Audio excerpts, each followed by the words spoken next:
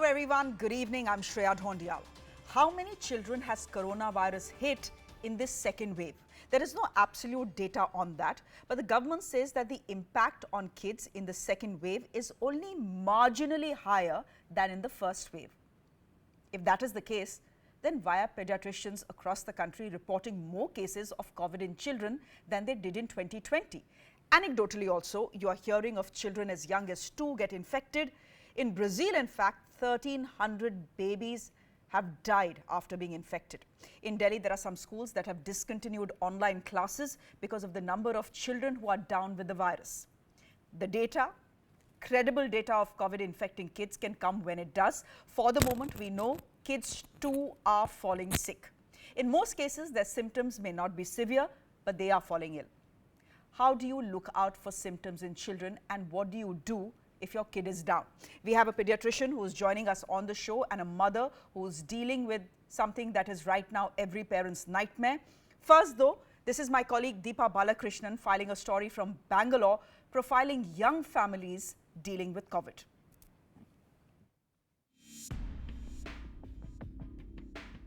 Three days ago, actor Sameera Reddy, whose social media posts are usually filled with diet and exercise tips, had a grim update.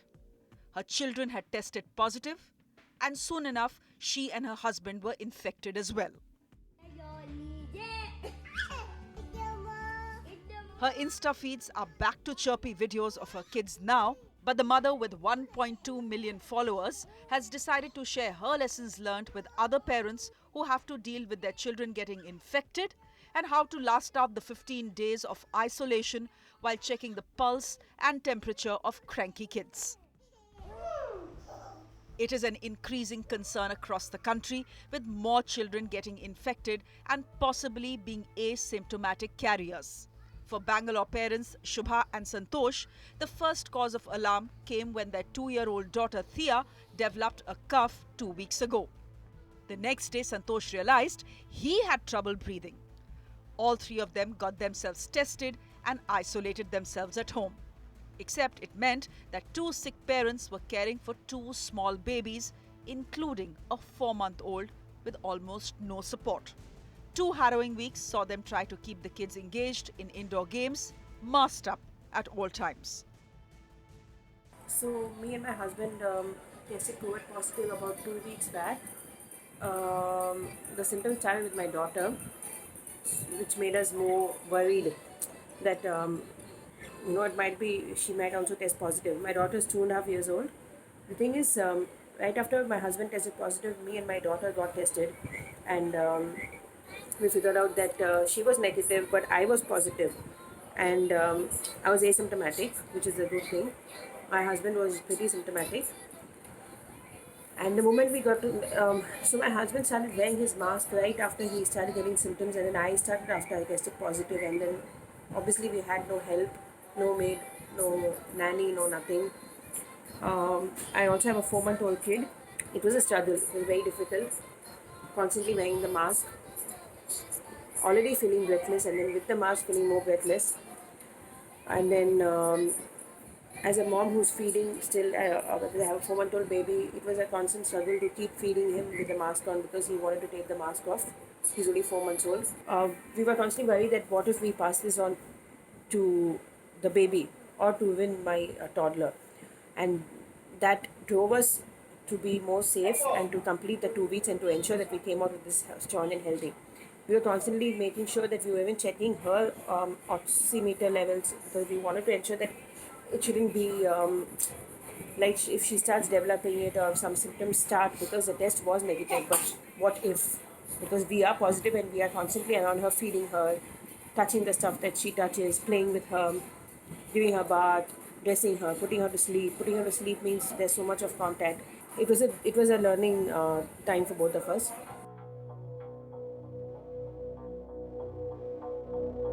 While schools partially opened for higher classes in January, they have shut once again. Some schools in Delhi have even shut online classes because children and teachers are falling ill. In Bangalore, school associations are demanding that their staff, including teachers, be given vaccines on priority so they don't become super spreaders. The government hasn't responded so far. The government has failed completely. Even till date, they have not bothered to immunize this particular category. We repeatedly requested the governments. No favorable replies have been so far. But now we again demand that teachers and non-teaching staff should be vaccinated at least now. Whether it is by paid or not paid, see that the facilitation is made so that this section is given priority so that COVID will not spread. Because next year we have to look into the continued learning, otherwise it will be a disaster for learning continued among students. For more than a year now, parents have been waiting for some normalcy in their children's academic and social lives.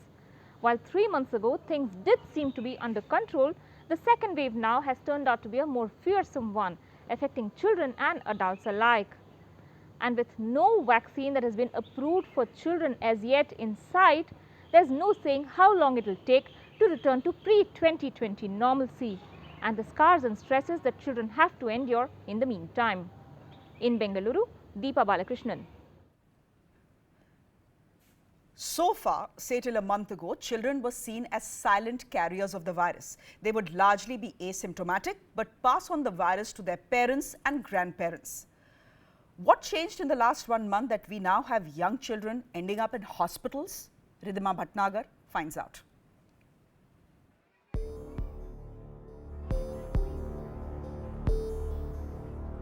In India, there has been a stark contrast between the first wave and the second.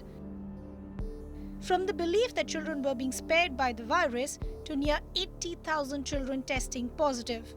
Most experts put it down to a combination of several factors. It's very likely a combination because yes, we all know that there are newer strains. The B117 is highly transmissible. The newer strain in India, 617, B1617, we are still learning about it. I can't say things with that certainty about it, but it's certainly a factor. But our own fatigue, our small gatherings, our large gatherings, the virus loves it. And I think, as I've always said, we are either helping the virus or we are helping ourselves. We can't do both at the same time. But if our schools are open, our society is open, the virus is running out of elderly group as vaccination improves and as more and more people get infected, it's unlikely to get reinfected. So the virus is probably finding new targets. In India, most cases are being reported from 5 states: Maharashtra, Uttar Pradesh, Karnataka, Madhya Pradesh and Chhattisgarh. As per the most recent data by the Health Ministry, states such as Maharashtra have seen over 9,000 cases of children being infected in a period from the 1st to the 15th of April. These children were under the age of 5. Experts are now pointing out that the spread could be because of the mutation of the virus, exposure of adults in the house, and the lack of vaccination for children. Definitely in the second wave, we are seeing much more children than we did last time. In fact, the ICMR statistics a few days back suggested an 8-fold raise from 0.5 to 4%, but that was also a few days back. Seems to have been much more than that. Now, there are a couple of reasons for which this is happening. One, the mutants that are new in India. It's no more the double mutant, it's now the triple mutants. We've got 3 mutants that are new, besides a couple of the UK variants in the Brazil, etc. Besides that, of course, we let down our guard and some of the children started going to school, to the tuitions and playing around and all. So these children were exposed more with the other children. And of course, thirdly, the parents are getting more infected. So obviously the children are more at risk than that. But having said that, earlier they were more asymptomatic and now they are more symptoms. So overall, you see that the burden of children with symptomatic corona has increased. But fortunately, most of the children have mild symptoms. What's also different this time are the symptoms, ranging from fever and cough to diarrhea and even vomiting. Experts suggest that COVID-positive children must be kept hydrated in a well-ventilated room away from vulnerable elders. While most experts say that the cases are mild, early detection and treatment really is the way forward. Now, most of them are suggesting that kids should be kept in highly ventilated rooms as well as kept hydrated. While the concern right now is not very alarming, most experts also have a word of caution, which is going as per a recent Sero survey, it showed that children had almost the same level of antibodies as adults, which shows that the exposure in children and adults is almost same. Thus, the advice is where we started from. Stay indoors. As difficult as it may sound, it really is our only weapon. For CNN News 18, this is Ridhima Bhatnagar. But you can very well say we stayed indoors, we were responsible, and yet we couldn't keep our families safe. A lot of people are saying that. I'm today being joined by a mother who is living through every parent's nightmare. Mithali Mukherjee is a financial journalist. Her young daughter is down with COVID. She's with us. Dr. Rachna Sharma is a pediatrician at the BLK Super Speciality Hospital in Delhi. She is with us. I've got some questions on Twitter, which people on my timeline have posted to ask Dr. Sharma. I'll be putting them to her in just a bit. But Mithali, you and I are friends, and I feel fairly ashamed that I'm checking up on you on air on national television and not doing this privately over a phone call. How are you doing? How's the family doing? Thank you, Shreya, first. And I think before I start talking about my family, I just want to take a second to express my deepest condolences to people who are suffering unimaginable tragedies across the country. In that context, I actually feel relatively privileged. And I think as journalists, and you and I started this journey together, we are battle-hardened. We've seen a lot. But I can say quite safely that we have never seen suffering of the kind we have in the last couple of weeks. Having said that, things are difficult in my family as well. I have, at last count, 6 members within this household who are COVID positive, including my little girl. So it has been challenging, and it is certainly challenging to do that with a child, because I don't think there is anything more difficult for a mother or a parent than to not be able to be near your child when they're suffering. So at this point of time, your husband is COVID positive, your in-laws are COVID positive, your parents are COVID positive, and your little girl is positive as well. How are you dealing with the little child? You can't isolate a little kid. What do you do? How are you dealing with this at home? It's a double-edged sword, Shreya, because my husband is COVID positive. They can be isolated together, but it's difficult for him because he is struggling with intense weakness and, you know, all of the rest that COVID brings with it. So I was hearing a story earlier where someone was talking about how they were positive and they had to care for a small baby. I think in that sense, my child being 8 years old is perhaps easier because some of it can be done herself, or at least I'm prodding her to do it herself. So at a safe distance, I'm asking her to check her temperature. She checks her oxygen. I encourage her to walk a little bit. Medication has to be administered. It's not a situation I would wish on any parent or any adult either. What were her symptoms? Because so far, Mithali, we've always thought of children as carriers. कि इनको कुछ नहीं होगा भी तो थोड़ा बहुत बुखार आके ठीक हो जाएगा. They'll not be in serious trouble. What were the symptoms for your daughter? And have you been able to make sense of the fact that your daughter got infected, but your son is okay? So there's 2 questions that you're asking here. Let me address both of them separately. The first is, what were the symptoms? The thing this time round is that you can pretty much throw a dart at a symptom and that would fall in the bracket of COVID.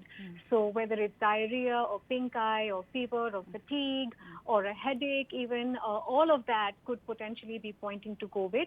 My husband tested positive first, at which point the entire family was then tested.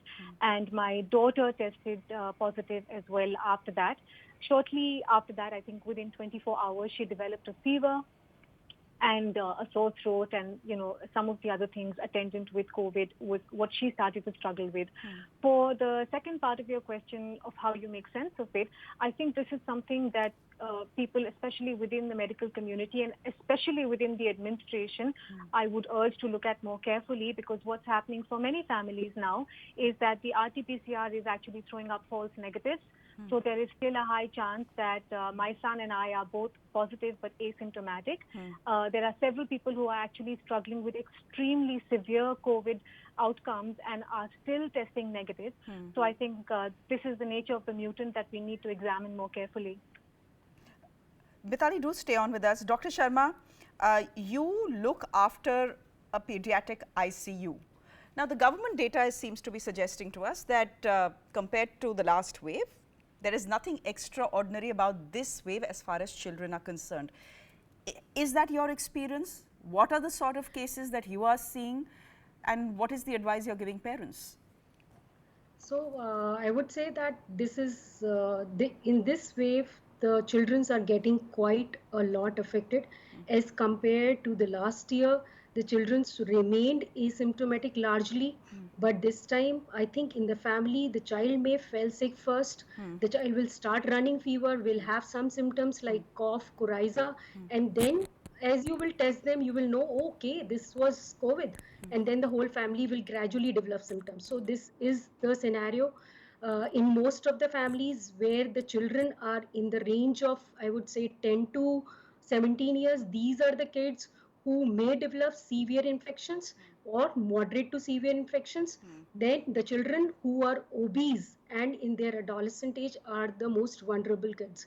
Now, I can vouch that in the last wave, we didn't see any, or I would say very less number of ICU admissions all over India for kids who had COVID pneumonia as compared to this time, where we are already seeing such kids coming with COVID pneumonia getting admitted in ICUs.